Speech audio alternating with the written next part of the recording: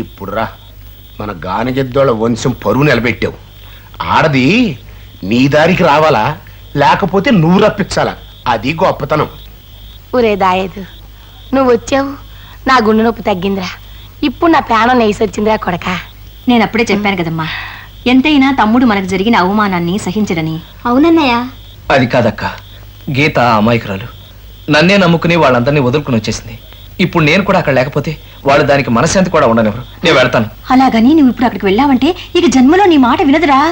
కొద్ది రోజులు దాన్ని విడిచిపెట్టి నువ్వు ఇక్కడ ఉంటేనే నువ్వు లేని జీవితం విలువేమిటో దానికి తెలిసి వస్తుంది.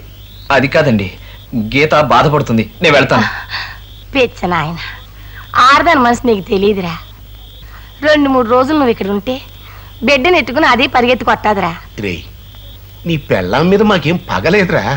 అది పూర్తిగా మన పక్కకు వచ్చేసి మీరు ఇద్దరూ సిలకా గోరింకల్లాగా సంసారం చేసుకోవాలని మేము అందరం కోరుకునేది.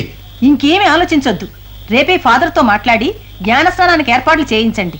తరువాత అన్ని విషయాలు ప్రభువే చూసుకుంటాడు. కాదండి, నేను వెళ్తాను. నువ్వు ఇంకేం మాట్లాడకు. అక్కడ పప్పన్నం తిని తిని నీ నోరు చెడిపోయి ఉంటుంది. నేను బ్రహ్మాండంగా చేపల పులుసు వండాను, రారా కడుపు నిండా తిందు గాని. పదరా పదరా. అది కాదే.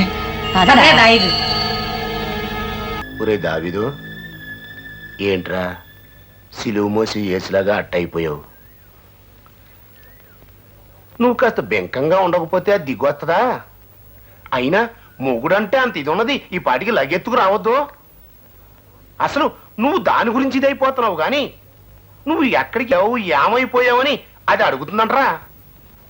డేవిడ్ స్కూల్కి సెలవు పెట్టాడుగా, నీకు తెలీదా?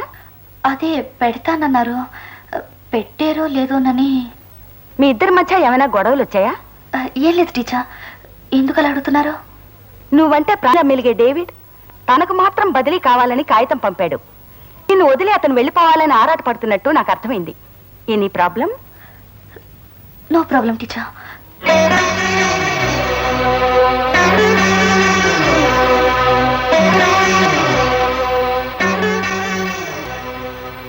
నాన్న కూడా వస్తారా? ఊరుకో.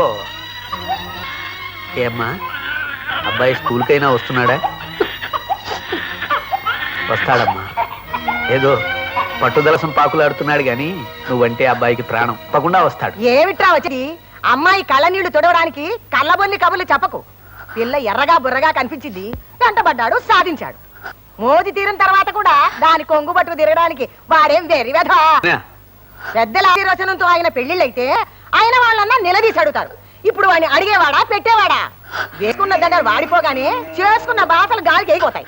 నా నెత్తి మీద ఎన్ని వెంట్రుకలున్నాయో ఆ జంటలు చూశాను.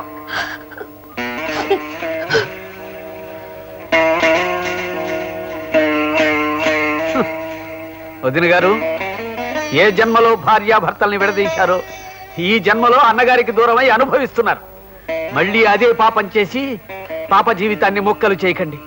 మిమ్మల్ని చేతులు ఎత్తి ప్రార్థిస్తాను. ఏమిట్రా పాప పాప అంటూ ఓ ఇదైపోతున్నావు? అదే చిన్న పాప అయితే మన వాళ్ళందరినీ కాదని వాణ్ణి కట్టుకొని మనకు తలంపులు తెస్తుందా? అమ్మో, వీళ్ళ జీవితమే పచ్చగా సాగితే ఇంకేమైనా ఉందా? వీళ్ళనే ఆదర్శంగా తీసుకొని అంతా బరికించేయు. అందుకే దేవుడు ఇలా చేశాడు. భార్యాభర్తల్ని విడదీయడమే ఆ దేవుడి పని అయితే వాడు దేవుడు కాదమ్మా, నీలాంటి దెయ్యం అవుతా.